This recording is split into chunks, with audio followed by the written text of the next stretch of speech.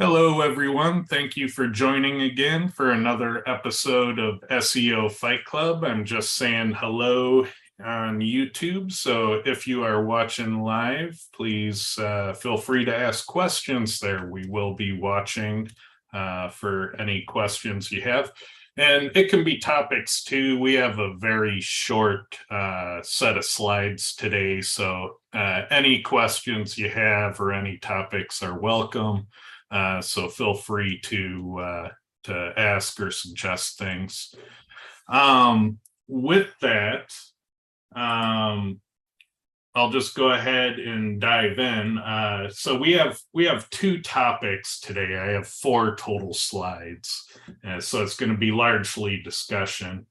I wanted to talk about SEO checklist because I know there's that whole Olga Chris Palmer fiasco, and I guess the real meat of the matter is there was exact text that was copied, and that becomes copyright infringement on the exact text, and there's a counterclaim that the list was originally his list even though it was her exact text, and drama. So I don't know, it's everybody's probably feeling that same type of thing. What I do want to do is I kind of want to step back and talk about my real feelings about SEO checklists in general, because I think people are kind of missing the point that, it's kind of embarrassing that anyone in these days is trying to claim credit for these things. So gonna shift away from the drama and talk about the checklist. I also want to revisit the Google Search Console URL parameter tool, and that whole thing that happened in April when Google took it away and they're like, you have nothing to worry about. Well, maybe not. I think we need to talk about that again. So those are my topics for today. We don't have Carolyn, I don't think. Let me check my participants, make sure we don't have anybody waiting. Yeah, no Carolyn, so I can't ask her. Clint, what's new on SEO this week? There's another layer of dust on the channel.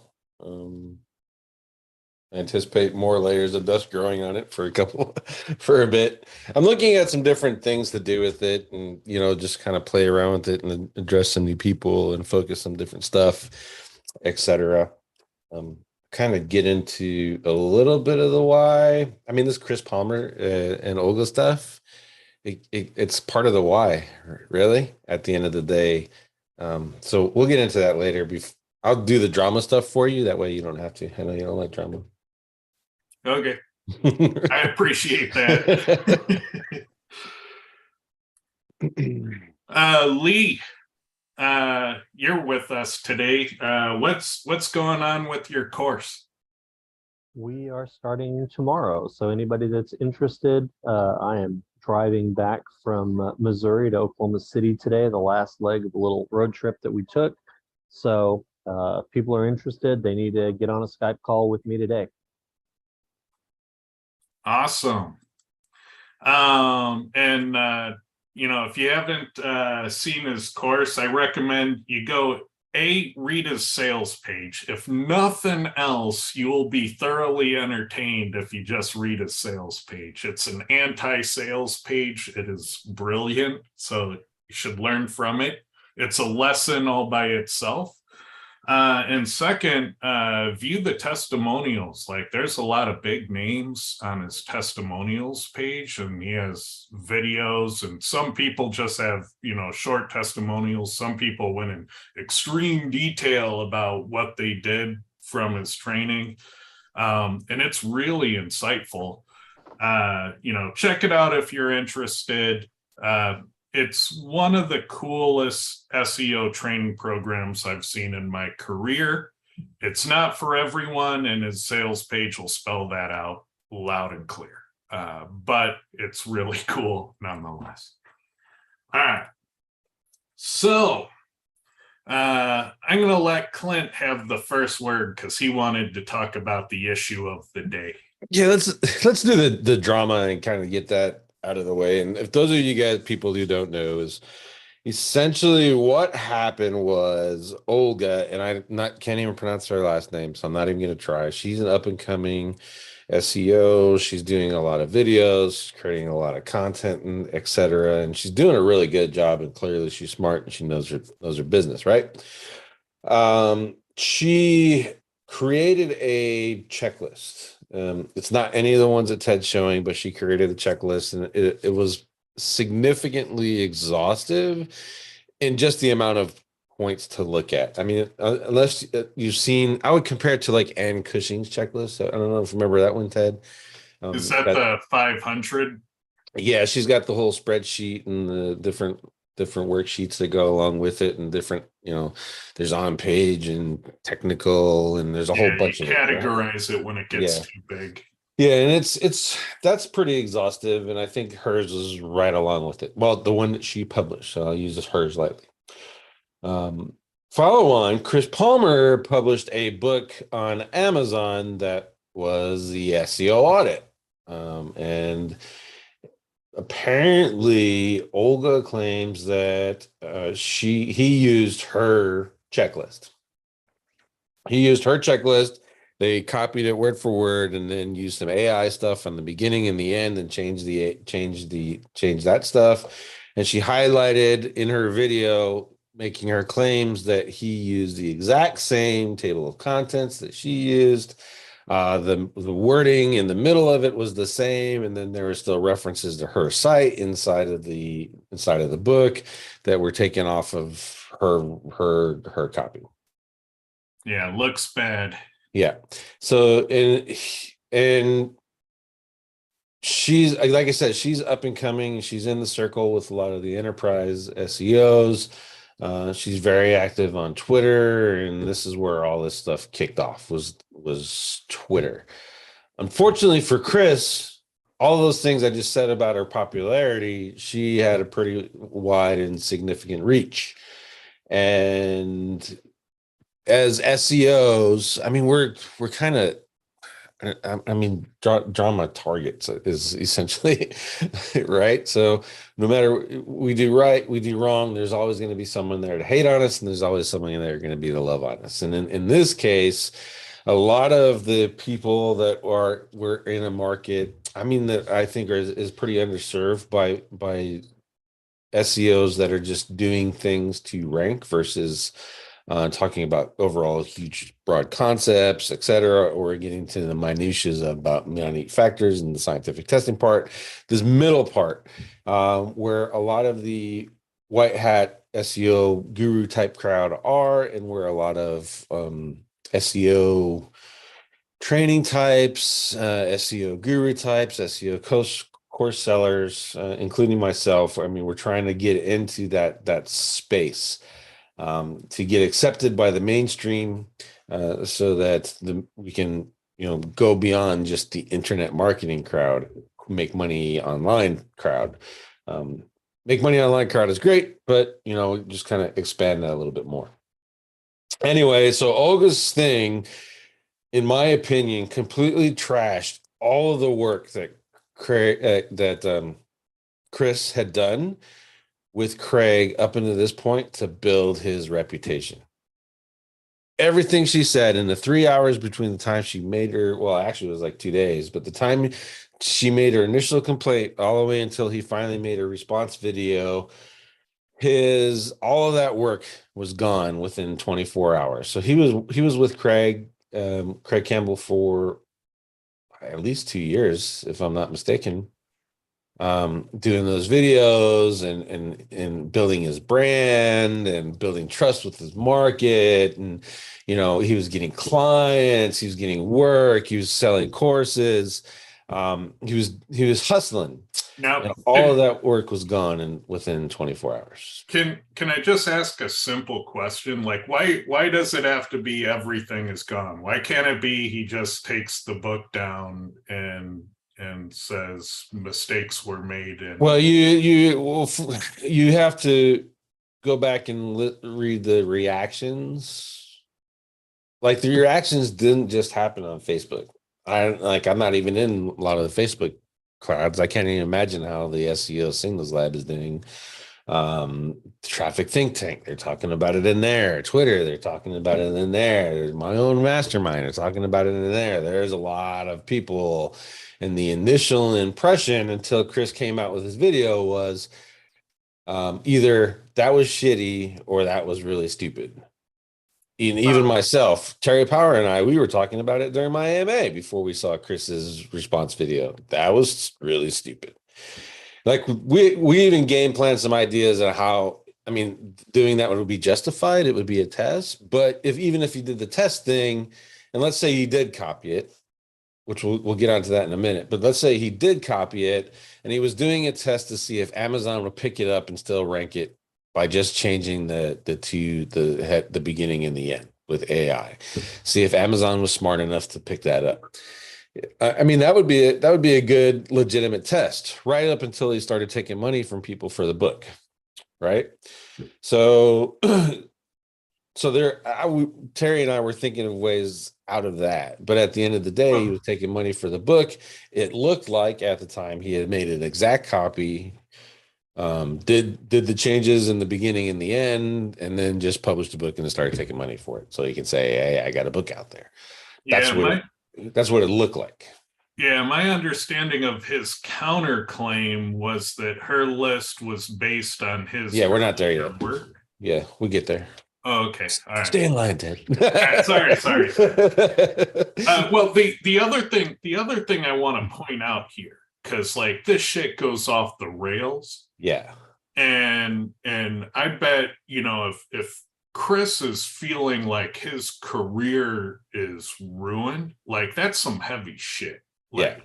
We don't want people committing suicide and feeling, that type of pressure. Like that's not okay either. So yeah. Like, if people are pushing this too far, they need to fucking stop. Yeah. Because like, even if it's the wrong thing to do, you don't counter it by doing something even worse. Yeah. So let's keep it in perspective. It's a fucking Amazon book. It needs to come down if it was plagiarized, but let's not make something worse happen here. Yeah. Because it shouldn't be the end of someone's career. It should be a solid learning event if that's what has happened here. Should. Keyword is should. I mean, today it's cancel culture. The only thing he could have done worse is, as far as a lot of the comments, the way that it's looking, is like the only thing he could have done worse is put on blackface and made that part of his title, or made that part of his cover. And then he would be the complete devil that they're making him out to be. But let's get back on track. So she said all that. The white hat crowd, they jumped up on her side. They only had one side of the story, as often is the case in a lot of these situations. They only get one side, and then they take sides instantly. And that's just human nature. It happens to everything. I mean, I did it. Terry, to some extent, he did it. We all did it, right? We are all like, well, if you did that, that was really stupid. That remark, that too, he's an internet marketing scammer. He belongs on the Warrior Forum. That's the kind of stuff he does, et cetera, et cetera. And it was just getting ugly. And then it was my understanding that Chris wasn't responding to anybody in regards to this, wasn't responding to a lot of people, from what I understood. I haven't talked to Chris directly about this. At the end of the day, it's probably, I would argue to say, none of our damn businesses, right? But it is what it is. But Chris did a video explaining his side of the story. First, on the AI stuff, He had admitted that he didn't go through and edit the book to make sure that it read correctly. So he didn't go back and make sure that the AI spins that he did with the beginnings and the ends of the checklist read correctly. So that's why it just looks like complete and utter crap. He did admit that his editor slash guy that helped him put that together may have used some screenshots or something to that effect from that girl's site, because he was doing the research for it for Chris.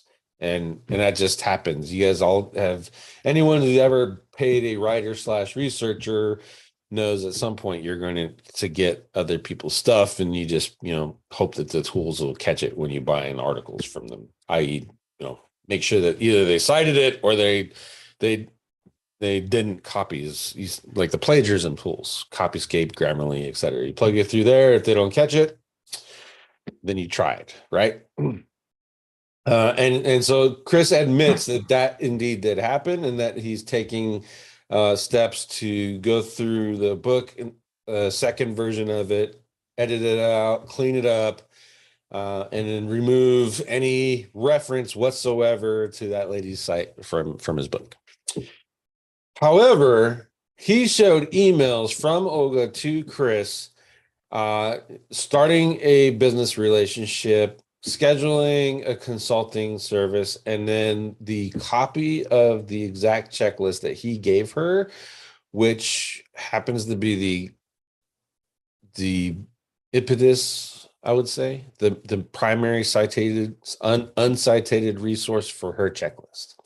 So Chris gave her a checklist, and then she went through and used that checklist and turned it into a blog post.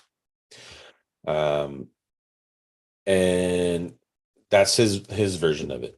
When everyone was given his version of it, so they have, and I even did it myself. She had a video saying this is what she did, and there was other people that gave, or myself gave, the community that other side of the perspective. That other side of the perspective mattered not one damn bit. They were, oh nope, he's just an internet marketer.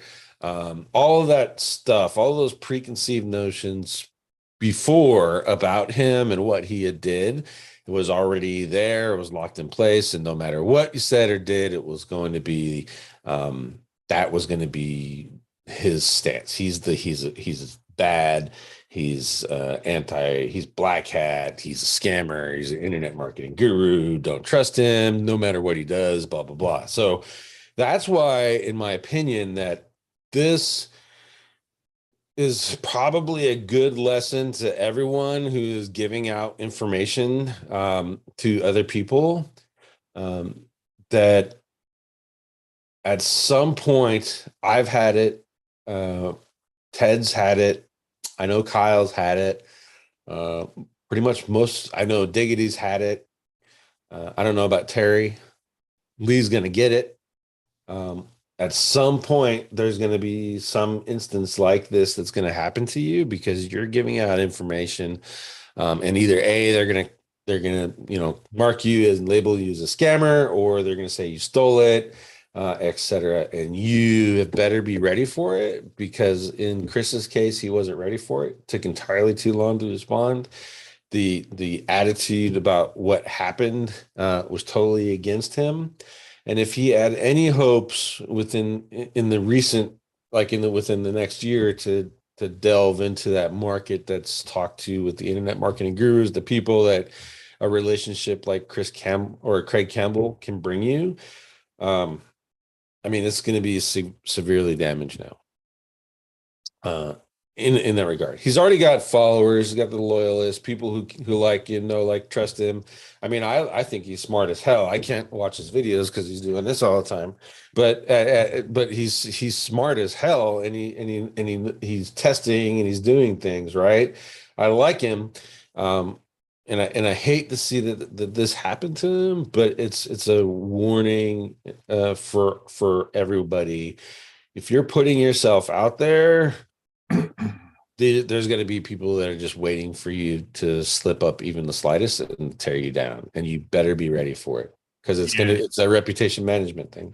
And if you're lazy in publishing for-profit books on Amazon and you're using AI content writing to do that, I mean, how those tools are scraping and rewriting and using modeling, and there's a lot of liability in there. If you run afoul of plagiarism, I mean, there can be a heavy price to pay. So if you are going to publish a book for sale on Amazon, you ought to make damn sure, if you're putting your name on it and you're collecting the dollars, that you wrote that thing. Yeah. So I hope that everyone out there who's going to sell a book on Amazon, learns that you don't let the AI tool author your book. So just don't do that, please. And keep the original copies of your stuff. Like if Chris didn't have the original copy of that checklist in his Google Drive to show that it was there, it was mine, here's the exact same format, etc., and Olga wanted to press that issue legal wise, he would pretty much be screwed right now. And the thing I'd want Chris Palmer to know, right or wrong, even if he's in the ultimate wrong and he's learning the hardest possible lesson right now, I'd want him to know it's not over.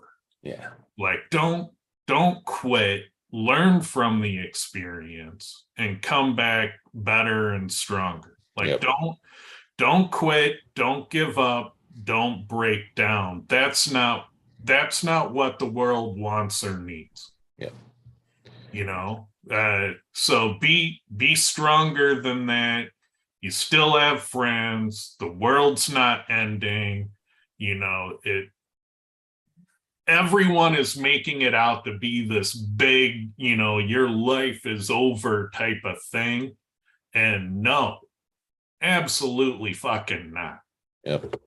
People go to prison for felonies and they have lives afterwards, and this ain't that.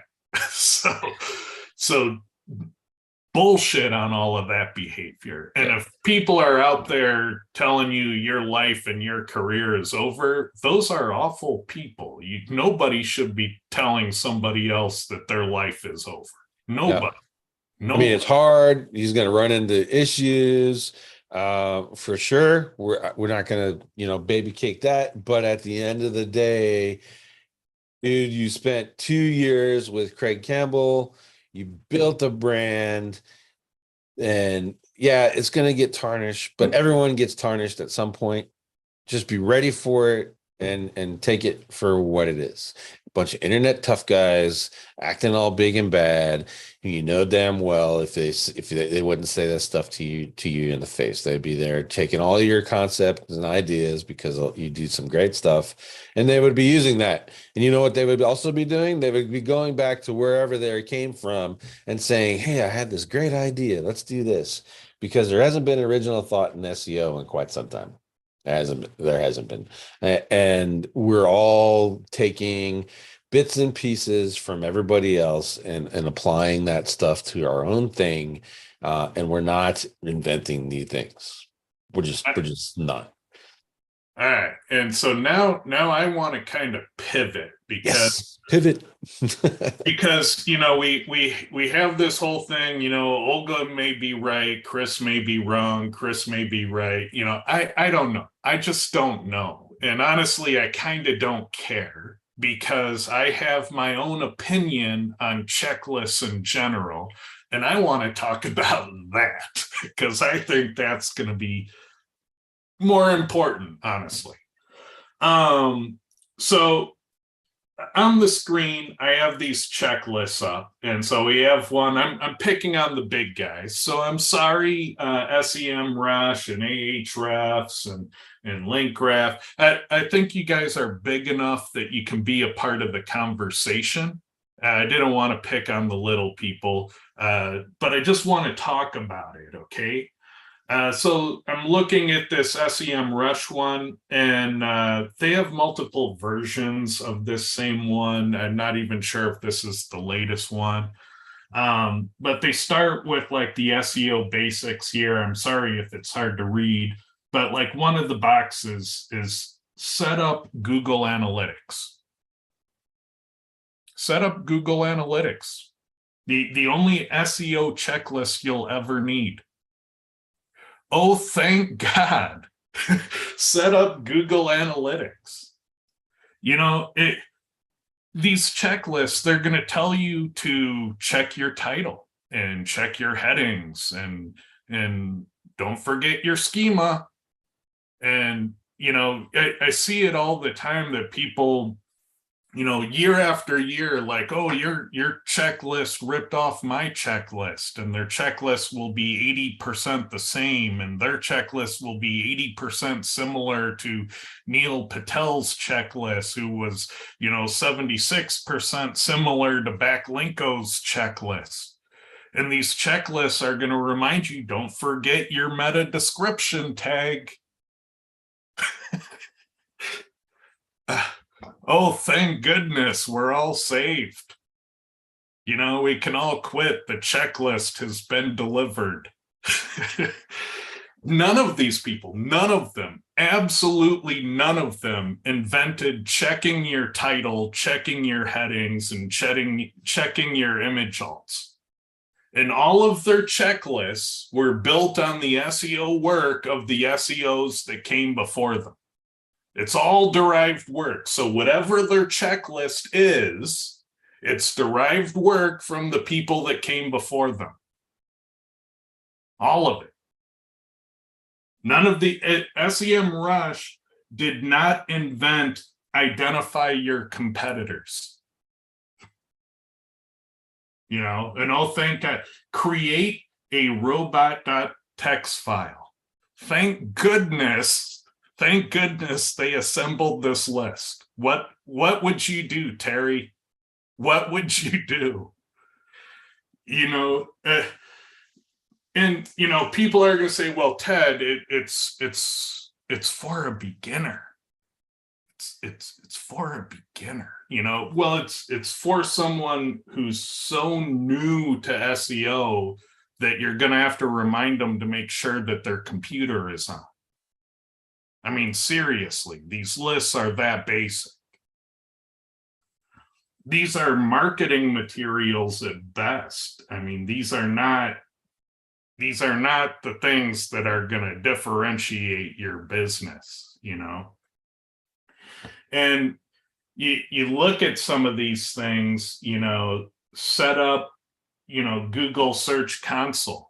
I mean, who would have thought of that? You know, who would have ever thought of, you know, make sure your keywords in the title, make sure your keywords in the URL. You know, I like this this 2022 SEO checklist by LinkGraph. Become familiar with SEO terminology. At least that's a new one. I don't think it's particularly useful. Especially since most websites won't even agree on the definitions of things. But yeah, you know, find the content creation checklist, find your best keywords. All right. We're saved, you know, we're golden. And the thing is, people are going nuts trying to claim credit for this crap. This shit is embarrassing.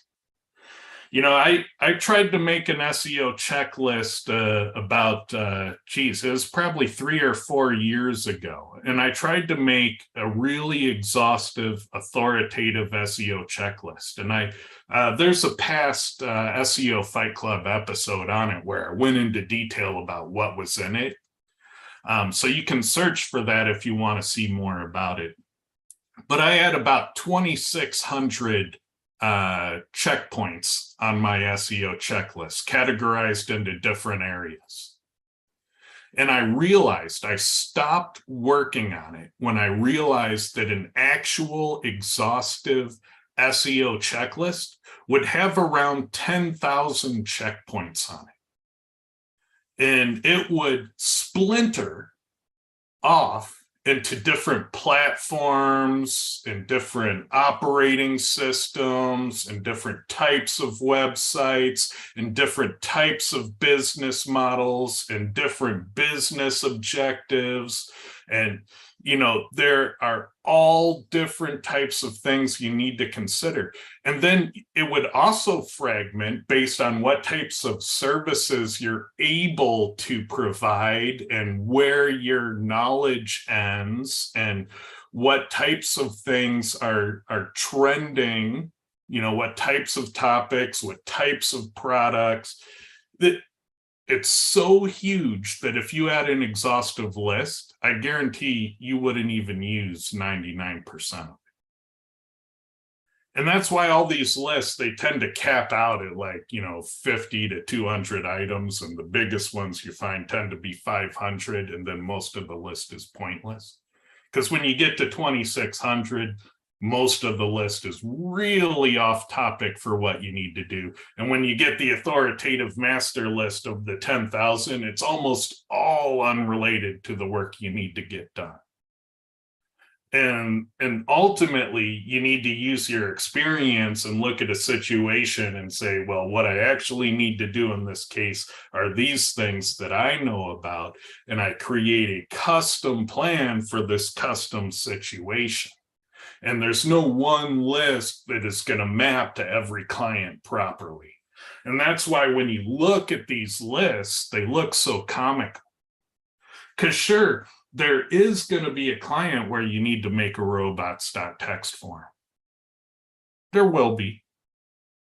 But, you know, you're an SEO. You don't need to be reminded to check a robots.txt.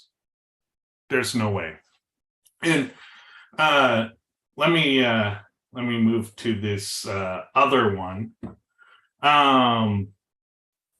There was an interesting one on this one too. Like here on the checklist under the technical SEO, there's a section for robots.txt. They actually made a checkpoint that you name it robots.txt. Make sure that you name it robots.txt. All right. And then right after that, there's another checkpoint that you only have one of them named robots.txt, which you can't even have two in the same Unix folder with the exact same name. It's not even possible. And so, you know, people are claiming credit for these embarrassments. And they're proud of it. You know, it's like, these are marketing gimmicks. That's what these are. They're there to draw clicks. They're there to draw people into websites. These are not authoritative expert resources. And so you shouldn't treat them like authoritative expert resources because they're not. What do you think about my rant so far, Clint? Well, I'm still trying to figure out if you're pissed or I won't say pissed, but you think checklists are dumb or you think that the checklists that you found are dumb. They're where I'm at. Because the responses, yes. I get two different responses. Yes. I think they're dumb. You know, there are some that I thought were neat. Like Neil Patel had a checklist in the form of a PDF that was a PDF form. And as you go through, you would, you know, flip switches on things, and it was like a process document. And then ultimately, you know, I could see like an engineering endpoint that would process the form at the end. That looked really interesting because you could actually do work and automate process. But a lot of these like infographic ones, I mean, they seem like a total waste. Yeah. So I really wonder if, if you're trying to, make a name for yourself, if trying to make the ultimate one pager of, stuff like this is really a great use of time. How many people is it actually going to help, and how much help is it actually going to give them? Is this a great way to help people? All right, I'll take the counter on that. I think that a lot of times checklists are good for handing out work and just making sure that you're not missing anything. So if I'm looking at the technical SEO, if I have a section on robots.txt and I'm looking, oh, contains pages you don't want crawled, I might think, well, damn it, I forgot to put, X, Y, and Z in the robots.txt file. So they're good process reminders to make sure that you have the basics covered, or your team has the basics covered. And I think they're useful in that regard. But in terms of being authoritative, I know if I put out a robots.txt checklist, it was 50 items long, that the people here could probably add another 20, 30 items without even thinking about it. But there's a difference in what you're suggesting, because you're suggesting that, oh, if I'm doing a site migration, I would really like a list on the 35 things I should double check on a domain migration. Like, that is very useful. But these are not that. These are very different. These are just so shotgun all over the place, is they will never be useful in that situation. I think what I'm seeing, and Ted and Lee, correct me if I'm wrong, because we'll approach Ted's argument from a third party's perspective. Mm-hmm. You don't have a problem with SEO checklists. You have a problem with the published SEO checklists that are out there, because the people that are publishing them in general are either making them so basic that, I mean, it just targets new people at the end of the day, right? So it's a content marketing play to either target new people, or there was not enough thought into it to catch things like named robots text and those kind of points, right? So yeah, I'm with you, Clint, on that, because I think, because spending a lot of time around Ted, if I'm sitting there and saying, hey, here's my technical SEO checklist in 17 bullets, he's going, what the hell could you cover in only 17 bullets? Well, no, fair point. And so I should come out and say, what is a checklist that I would be interested in seeing? Because there should be some. It shouldn't be, it's impossible for a checklist to exist. I should be able to define something that would captivate me. So here is a checklist I would click into and be interested in reading. All right. Here's a list of 75 things you must check after you've addressed the obvious. And so when you take the obvious off of these lists, you're generally left with nothing.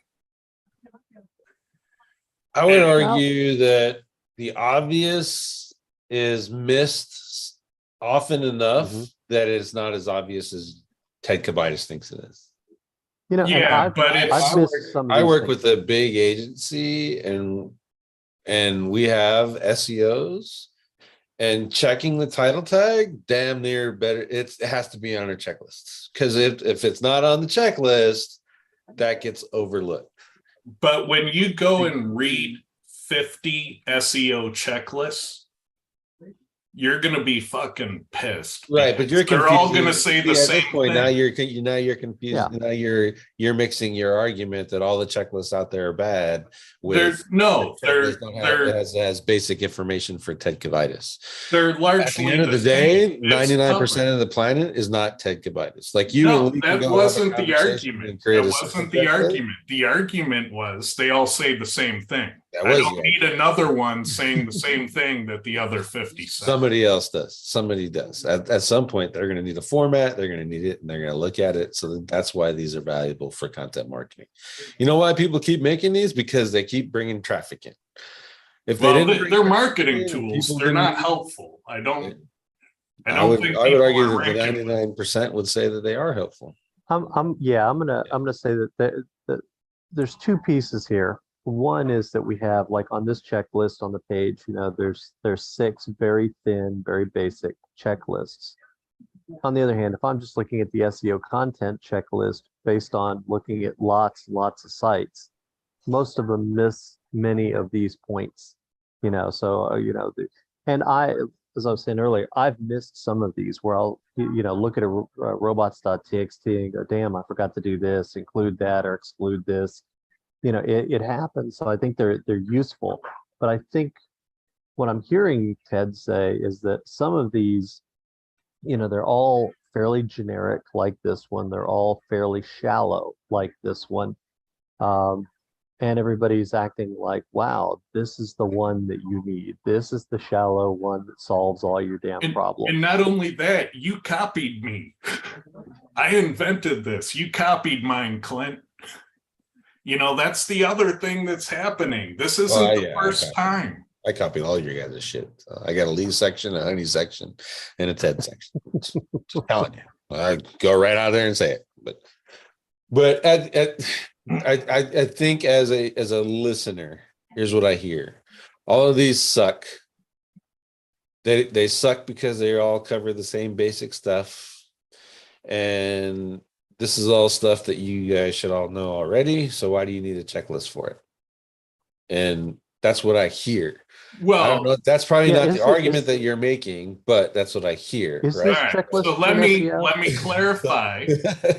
You're not all wrong. The second half of that is you should be documenting your own processes and procedures for the work you do and you sell, and you need to be customizing it on a client by client basis because they all have different needs.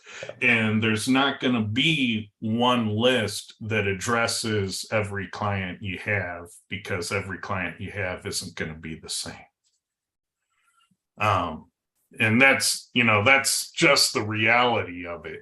I've done this work enough to know that your list is going to have gaps. So you don't want to hear about my title keyword optimization process? Isn't that not what the checklist is there for, to help you like, let's go programming. Let's just say programming. You make a checklist for a new Java program, or you're starting a new Java program. You need UI, you need to do function, you need to do classes, you need to do all this stuff, right? You have all these things that you always have to do for all of your programs. How's it going to look? How's it going to operate? What's the functions and what's the output? So you have a checklist for each one of those things. But you create a new piece of software that has this other special feature that you have to do into it. Is your checklist no longer valid because your software has this new thing that you need to do? Or is it okay to acknowledge, this is my basic checklist, this is the basic stuff that I do for everybody, that you should look at for everybody to make sure it's done, and then you go back and do all your custom stuff. So, like a project management thing, at an agency, you don't reinvent your SEO campaign for every roofer that you take on. You use the same SEO campaign for every roofer. And then once that's all in place and it's done, you go back and you do your analysis, whether it be Cora or backlink analysis or just basic on page with a Page Optimizer Pro. And then you make the custom changes for that particular client, and you fill it into your project management thing. And I think that's the same.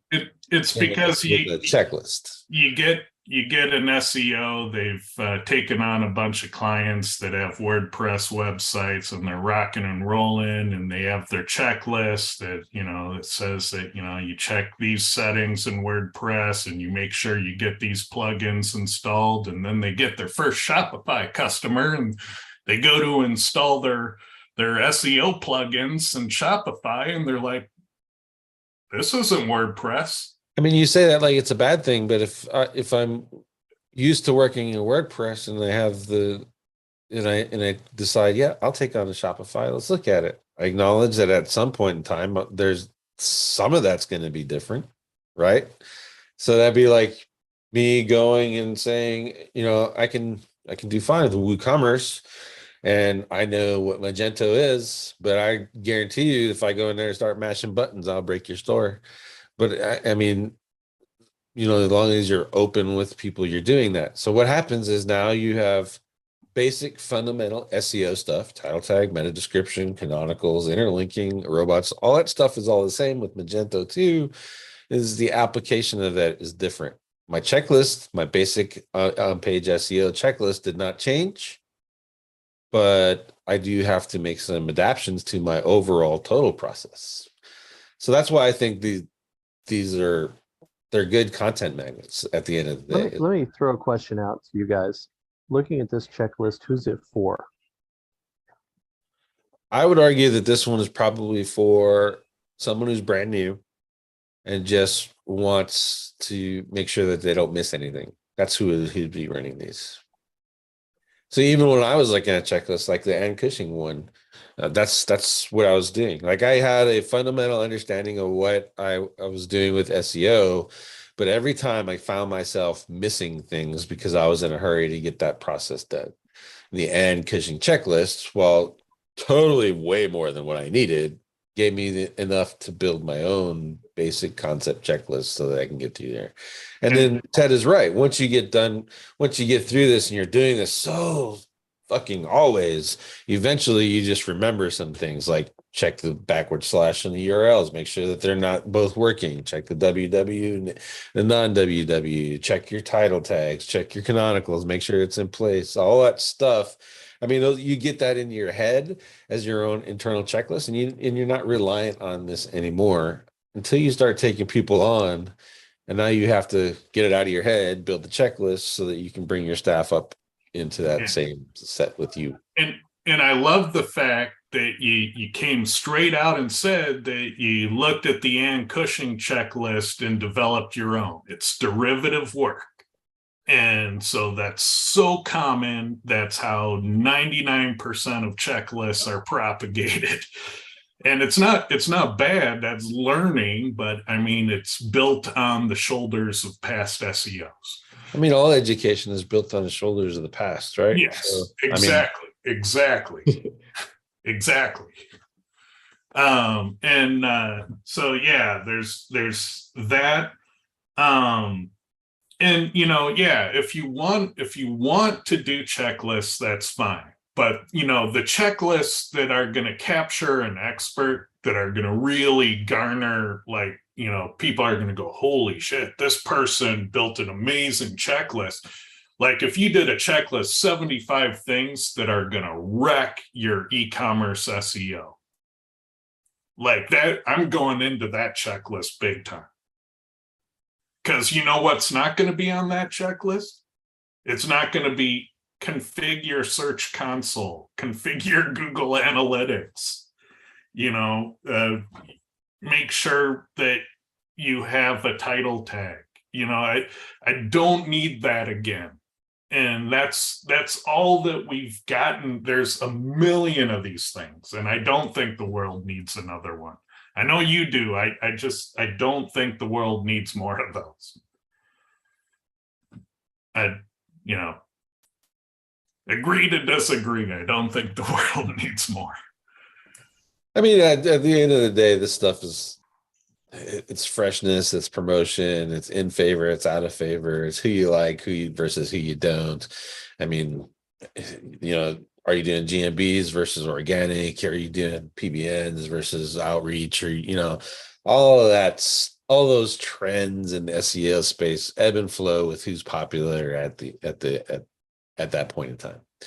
And checklists are just like that. And Cushing, I think everyone back in the day used to recommend Ann Cushing's as the go-to SEO checklist. And now I mentioned her name and everyone's like, huh? Who the hell's Ann Cushing? I'm sure half of the audience Googled it right after I mentioned that checklist. And that's just kind of how I see these things.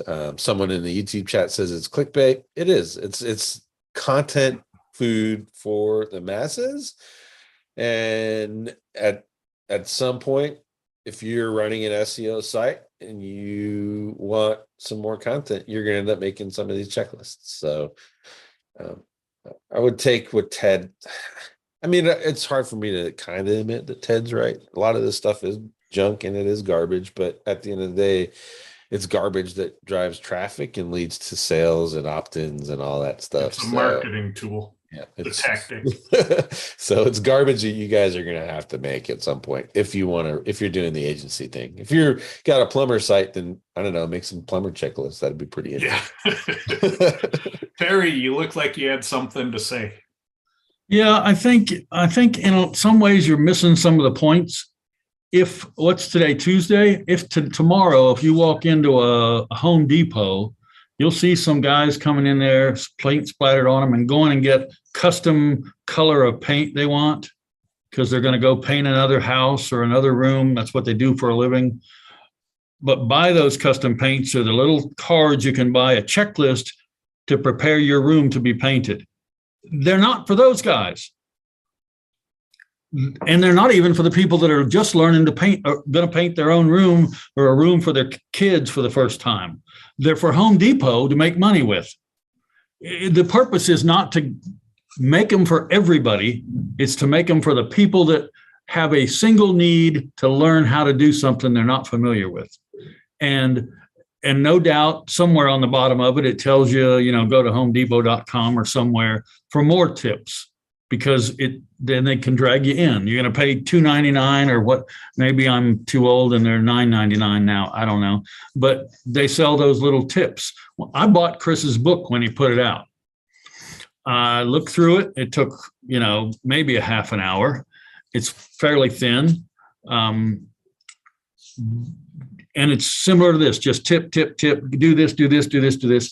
And I messaged Chris and I said, you did a good job compiling this stuff. It's not for me. I didn't, be honest, get anything out of it, except, knowing I was supporting Chris because, I've met him a few times, sat down and had meals with him. He's a good guy, or always seemed to be to me. So I was supporting him. It wasn't an expensive book. But, and I wanted to encourage him that, hey, good job, selling this book, because there are people, obviously, that want something like this. There are even people who want this master website audit checklist you put up here that looks to me fairly useless. If one of your things is meta description optimized, well, if you're new, what good does that do? You don't know what the hell that means. And if you know what the hell that means, you don't need to be reminded that you should optimize it. But like I said, that's not who they're selling it to. And whether they're selling it for money or just for your email, that's the purpose of checklists, is to get that email, to get that dollar, whatever it is, not to give a complete how-to to anybody, nor to no matter what their level is, but just to make that connection between a buyer and a seller. And that's what Chris used his for. I don't think he honestly believed anybody that picked it up was going to follow all those checks, because there was way too many of them, and redundancies and stuff like that. But by the same token, he did a bad job, as you say, of checking it before he turned in his homework. I mean, he should not have had, links to Olga's stuff, live links, because in those ebooks, those links can be live, and so he did a bad job, I think, as far as that. But a good job of putting together some tips that somebody might get some use from. I don't know who. Nobody sitting right here, right now, probably. But like I said, I think that checklists are there to make that trade between two people, not to really teach anything, except that maybe you need to know more or you already know enough. Good points. End of my rant, but Yeah, So before we run out of time, I want to quickly switch over to the other topic briefly, and then we'll go to questions and comments from chat. So let me do that really quickly. So the other thing I want to talk about is back mid-April, Google retired the URL parameter tool in Google Search Console. That was the tool that allowed you to ban certain URL parameters from Googlebot. So if they were there, Googlebot would strip them so they wouldn't be crawled, and it would help keep Googlebot out of places that shouldn't be getting into. And Google said, we don't need this anymore. Googlebot's smarter. And we find that, you know, it won't be an issue and you don't really need to worry about it anymore. Well, it looks like to me that they took that out in mid-April, and then sometime like early in mid-July, that's when Googlebot stopped acting on the data. And now I'm starting to get lots of inquiry about people saying that their older style e-commerce stores are blowing up. And so what they typically see, so if this sounds familiar to you, you might want to look into this, is that their number of indexed pages will skyrocket. That's sign number one. Their page count in Google Search Console shoots through the roof, and then all their SEO KPIs become total garbage and their sales plummet. And they don't know what to do, and they think their business is going to end. And so there are typically two things I do to diagnose the situation. I do some diagnostic searches in Google to see what kinds of pages are appearing in the index. And I look at their web server logs to see what types of pages that Googlebot is visiting.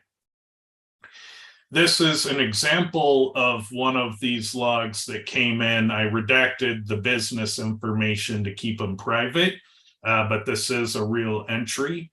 This is Googlebot 2.0, you know, in July, adding product 7191 to cart.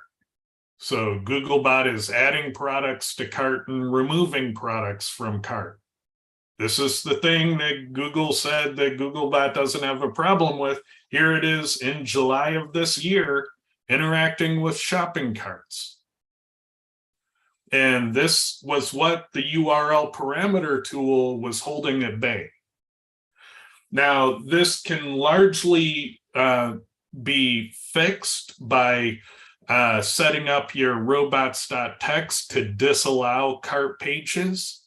You can also clean up any index pages that have these types of add to cart operations that are indexed in the search engine now by using URL rewrites and htaccess, because you have to clean up all that garbage. That's part of your URL content. It's not only cart interactions, it's also your faceted navigation. So it'll go, you have a website that sells apparel, Googlebot steps into the category for socks. It says, let's sort all the socks by the title descending. It starts going through each socks. Then it says, oh, I can sort by price descending. Let's sort all the socks by price descending.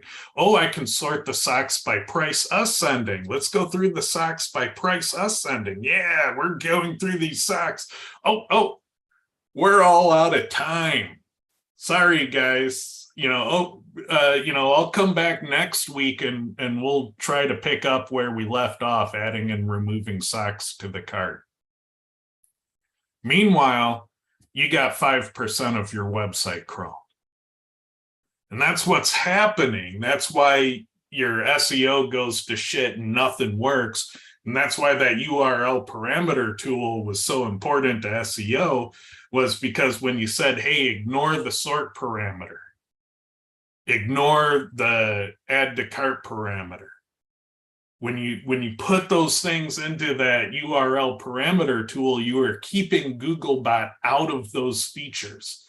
And now that that tool's gone, Google's getting into those things and performing those functions. And when you look at your web logs, if you have an older store, you might see Google's playing in those playgrounds. And that's why your SEO's going to shit and you're having a hard time getting new products indexed, and things are getting terrible. Now, down below, if you have a Unix server, you can SSH into the server, find your log file. That's what this SSL access log is. If you're in the directory with that log file, you say more in the log file name. And then you say pipe, and then Unix, that means send the output to the next command. So we're going to say more this file, which just lists it, and then grep Googlebot, which means look for lines that say Googlebot. Then we're going to pipe that to grep cart, and that's how I find all the Googlebot ones that mention the cart. And so I can find all the Googlebot ones that mention the word sort. I can mention all the Google ones that mention the word price. And so I can get in and scan these logs for Googlebot getting into things that they shouldn't be getting into. And so I have clear evidence that Googlebot 2.1 was adding to cart. And that's not something that Googlebot should be doing.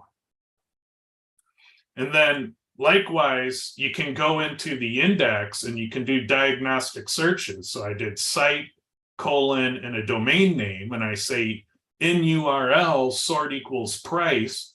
Lo and behold, I can find an indexed example of sort equals price and dir equals descending, Cartesian product parameters that should be blocked by the URL parameter tool that does not exist. This is indexed. This is a problem. And when you go and visit this website, there's no canonical URL saying, no, the canonical URL should just be available homes with no parameters, with no sort supply. So canonical URL is another tool you can use to try to remedy some of this. So you got to do your redirects to clean it up. You got to use your robots.txt to block Google. Got to use your canonical URL to clean it up. But you got to look at your log files and you got to do your diagnostic queries to even identify, are there cart interactions? Are there faceted navigation interactions with Googlebot?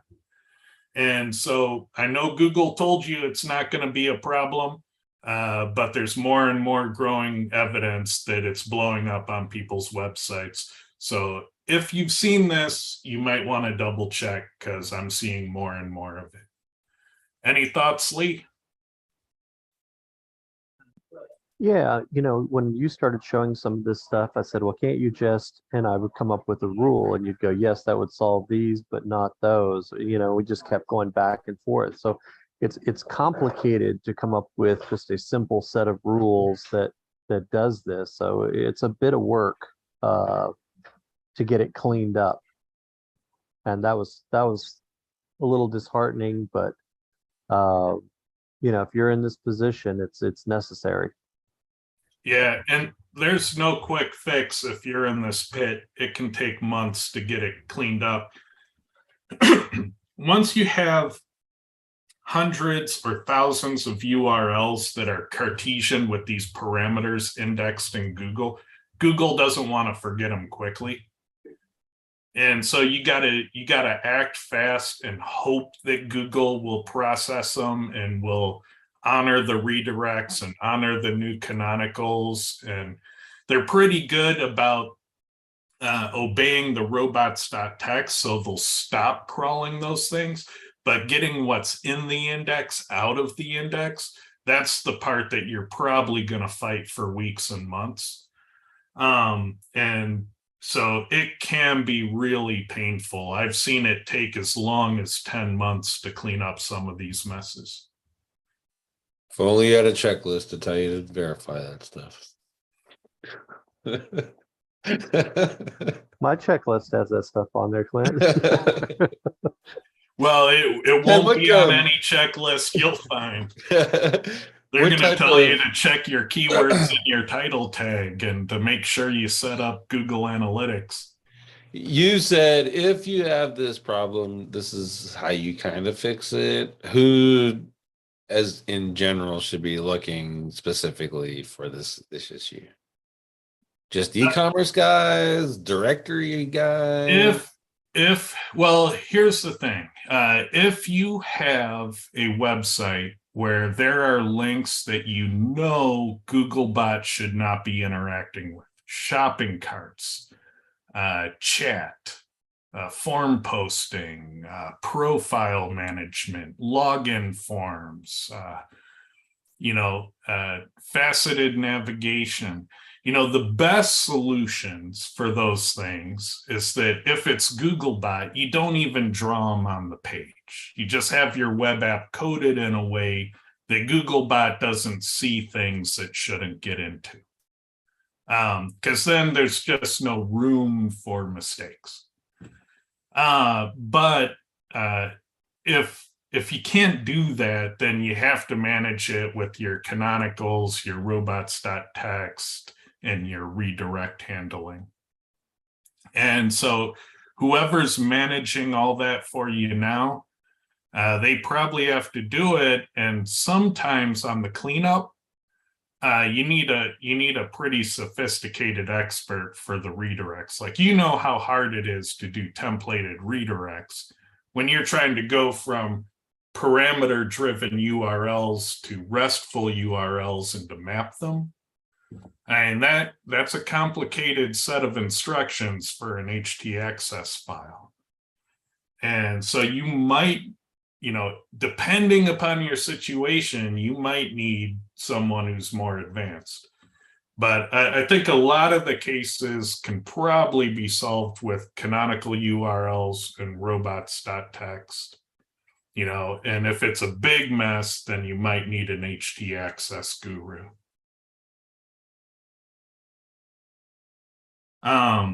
But yeah, don't wait. Don't let this problem get bigger. Don't let your revenues drop more. If you blew up in July, you probably want to double check this stuff.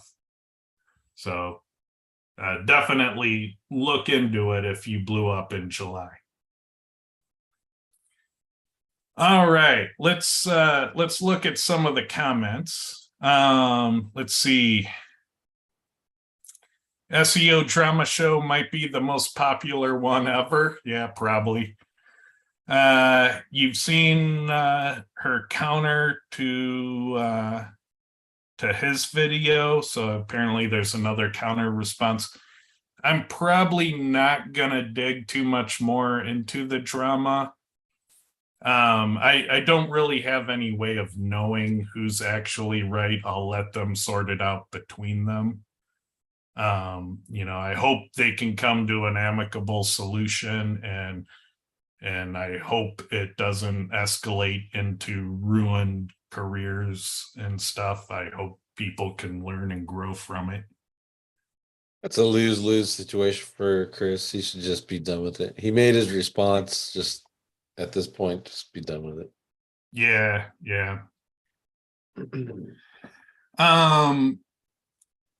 Someone says none of his local clients will even know about this. He'll be fine regardless of what happened. Yeah, I think, if you look at like the scope of your whole life, Chris, I think this will be a blip on it, an unpleasant blip. I don't think it's a noteworthy milestone by any means.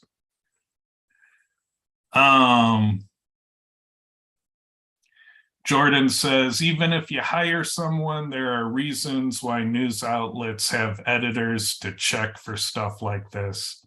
Yeah, don't rush AI content to Amazon. That's probably a bad idea. Let's see.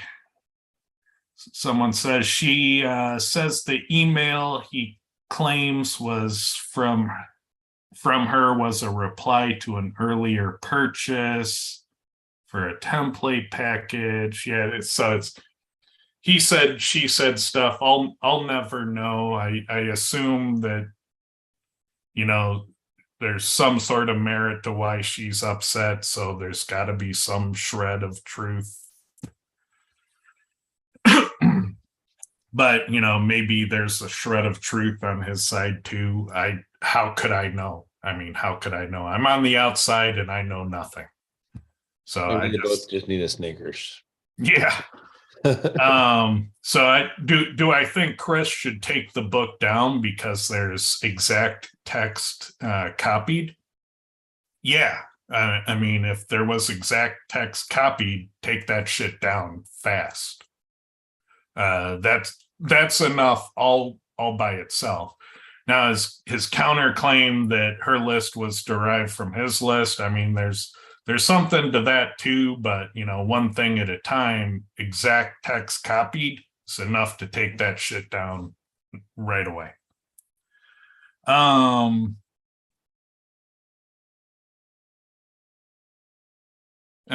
Charles says these lists are not for a beginner, it's link bait. Yeah.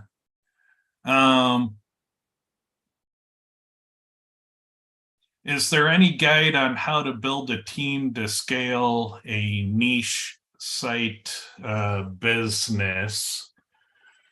That's kind of more complicated than I can answer in a few minutes, and I don't know that I'd answer it well. You have a short answer for that, Clint? Send them a there's plenty of books out there about team building, etc. At the end of the day, if anything is custom that we do, it's building your own team around your processes. So now, Jordan says, I don't think Ted likes checklists. And I just want to reiterate, there are checklists that would earn my respect, but they'd be things like, here are 75 things you should check after you've eliminated the obvious. That's a list I want to see. Show me something new that I might not have seen 50 times already. Post up your 10,000 point list. I never finished the 10,000 point list. I quit at 2,600 when I realized how futile and stupid the endeavor was. And I did post the 2,600. I think there's even a Fight Club episode on my checklist. Some things change, but slowly. Lists should evolve. That's the other problem. A lot of that 2,600 point checklist is woefully outdated. So it's so hard to maintain when you make them really large, and so yeah, it's a big problem to even keep them up to date. I even narrowed my endeavor to just maintaining the negative SEO category of that checklist. That's all I kept maintaining. And that's even woefully out of date and incomplete. And so even trying to do just one category is extremely difficult.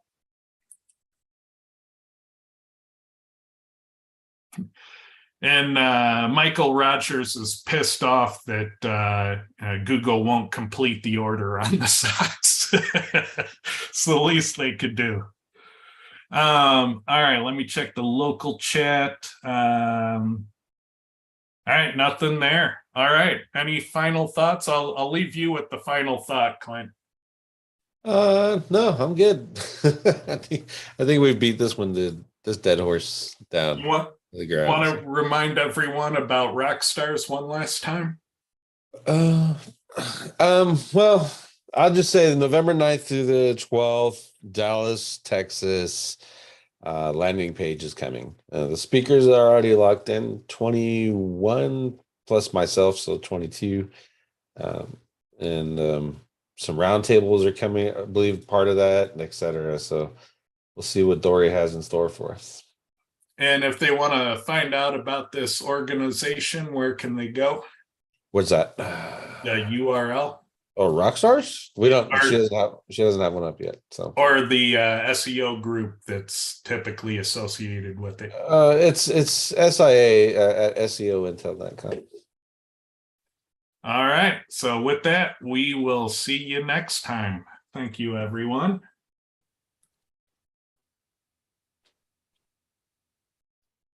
Yeah, this one is so good.